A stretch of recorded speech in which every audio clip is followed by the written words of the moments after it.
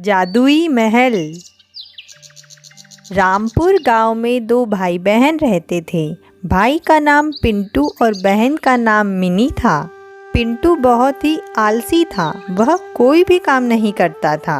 परेशान होकर एक दिन मिनी बोली, पिंटू तुम कुछ काम क्यों नहीं करते? जब देखो तब खेलते रहते हो।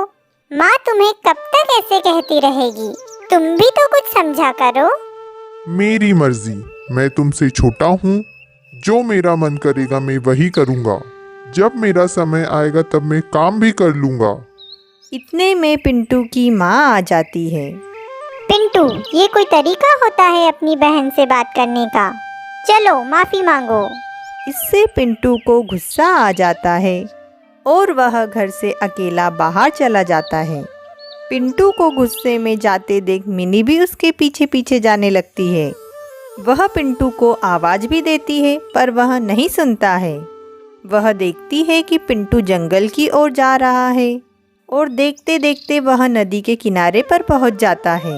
गलती से उसका पैर नदी में फिसल जाता है और वह नदी में गिर जाता है और ज़ोर ज़ोर से चिल्लाने लगता है, बचाओ बचाओ बचाओ, कोई मुझे बचाओ। पिंटू पिंटू पिंटू। देखते ही देखते पिंटू नदी में बहता हुआ चला गया और नदी के दूसरे किनारे पर पहुंच जाता है। अरे, यह मैं कहाँ आ गया? किसका महल है ये? इतने में उसके सामने जलपरी आ जाती है और पूछती है, तुम कहाँ जाना चाहते हो? क्या तुम उस महल में जाना चाहते हो? हाँ, पर आप कौन हो?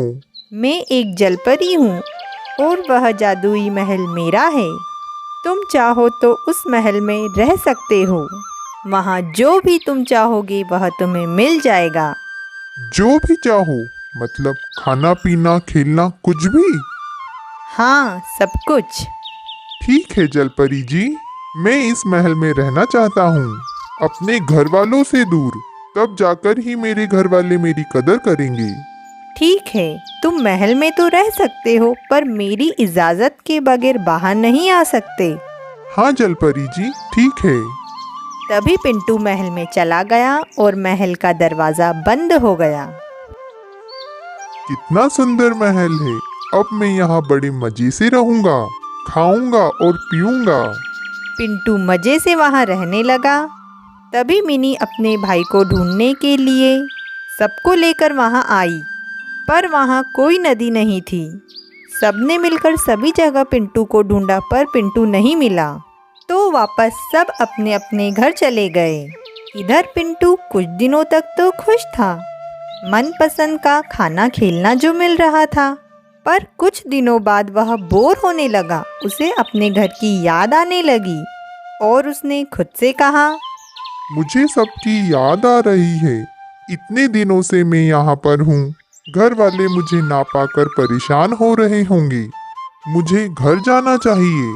और पिंटू महल से बाहर निकलने लगा, पर उससे दरवाज़ा नहीं खुला। तो पिंटू ज़ोर ज़ोर से रोने लगा, मुझे घर जाने दो, जाने दो। मुझे अब यहाँ नहीं रहना। मुझे माँ की याद आ रही है। इतने में जलपरी आ जाती है। क्या हुआ पिंटू? जलपरी जी, मुझे अब यहाँ नहीं रहना।